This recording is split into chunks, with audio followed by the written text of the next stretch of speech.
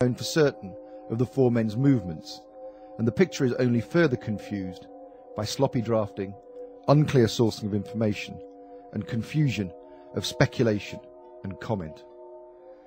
No official has publicly admitted responsibility for compiling the report.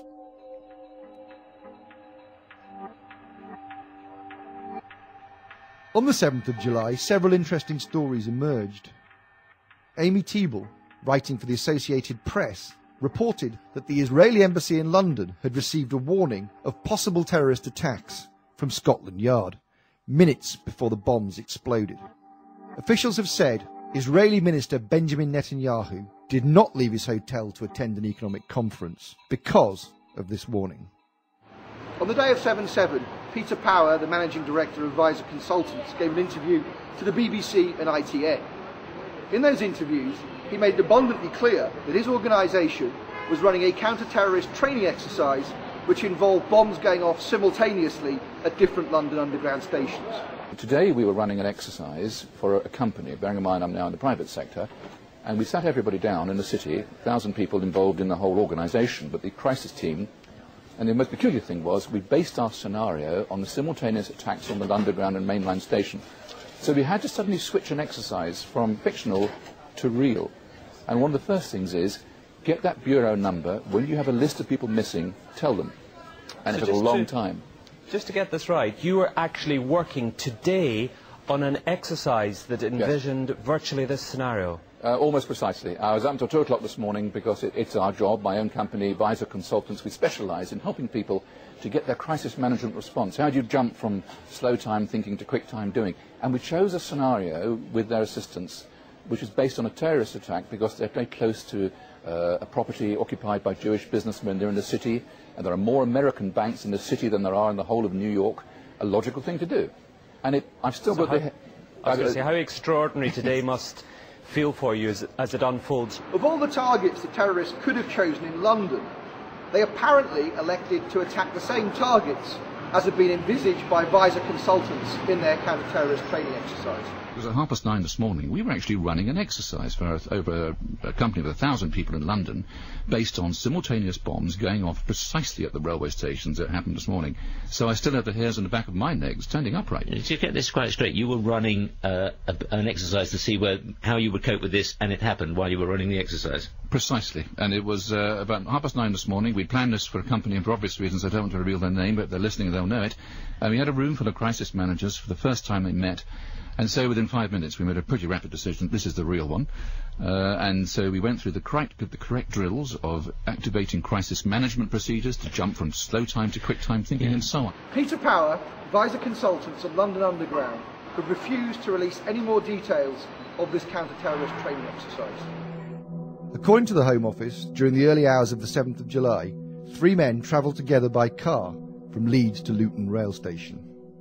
A fourth drove from Aylesbury to Luton. These 4 men were then apparently observed moving items between the cars before putting on large rucksacks and proceeding to enter Luton station.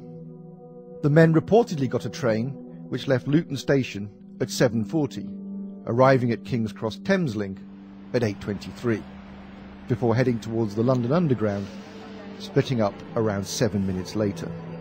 We contacted the King's Cross and Luton officials. They let us have the databases for that morning. The train was clearly cancelled, and we then interviewed commuters on the platform. They told us that it wasn't running that day, and we got details of how each of the trains that did run were delayed.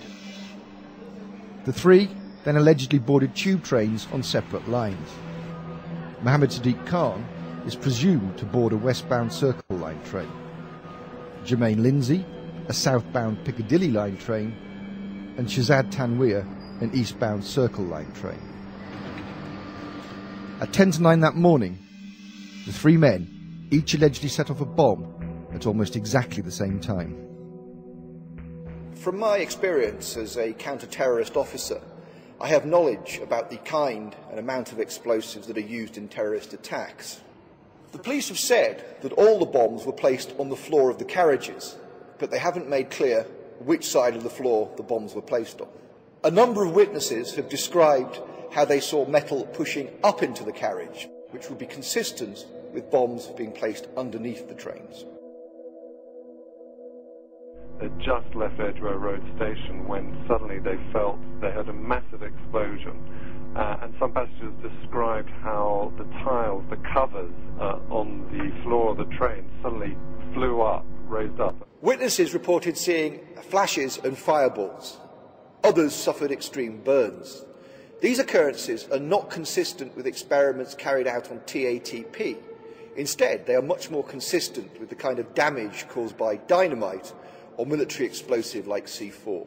The Intelligence and Security Committee stated in May 2006, post-incident forensic analysis has shown that the explosions were caused by homemade organic peroxide-based devices. This is the only detail of the explosives that has been released. No information about the detonators or the specific type of explosive used has been made public. I felt a burning sensation on my hands, put my hands up to my face.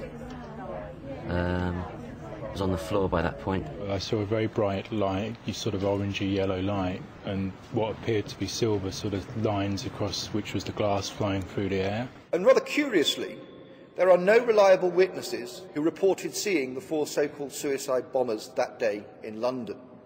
In fact, some people have reported that the police tried to pressure them into saying they had seen these 4 alleged suicide bombers.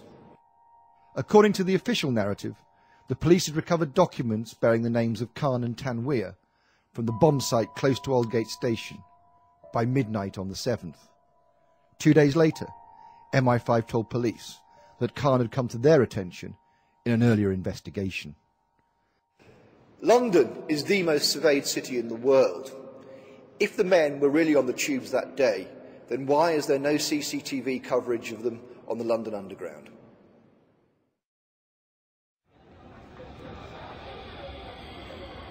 According to the Home Office, Hasib Hussain exited King's Cross Underground onto Euston Road, attempted to contact the other 3 men on his mobile before re-entering the station to go to Boots and WH Smith's, where he may have bought a battery.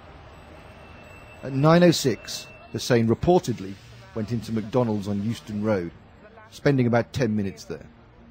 3 minutes after that, he was reportedly spotted on Gray's Inn Road, before being possibly identified on a number 91 bus from King's Cross to Euston. The official report assumes that he then switched to the number 30 bus at Euston. At 9:47, a bomb went off on a number 30 bus, which after being diverted had ended up at Tavistock Square. A red bus, emblematic of the City of London, was where the 4th and final explosion took place, when it exploded outside the British Medical Association in Tavistock Square. In my opinion, the damage is inconsistent with a single peroxide-based device detonating in one place. Unconfirmed reports by Stagecoach employees have suggested that irregular maintenance work took place on the bus in the weeks prior to 7/7. Although almost all London buses have CCTV, the 3 cameras on the bomb bus were not working that day. There has been no official explanation for this. The entire attack should have been caught on traffic cameras, yet no footage has ever been released. It is also important to note that none of the reported survivors have identified Hasib Hussain as the bus bomber. The official report says Hussain was identified on the 10th of July from a driving licence and other documents recovered from Tavistock Square. The link was then made between these and the missing person report. Police then linked Hussain to Khan and Tanweer, presumably through the Leeds connection. On the 12th of July, a day of several apparent breakthroughs in Operation Thesis, the police announced that they had found documents belonging to 3 men suspected of carrying out the attacks. That day, police searched a number of properties linked to the men in Leeds and Aylesbury. 18 Alexandra Grove in Burley, Leeds, quickly became known as the bomb-making factory. It was later widely reported that the police had discovered a large quantity of explosives in the flat. Although the Home Office report indicated that Khan, Tanweer and Hussain had been linked to the suspected bomb factory at Alexandra Grove by unspecified forensic examination, There is no other evidence currently available to suggest that any of the 4 suspects had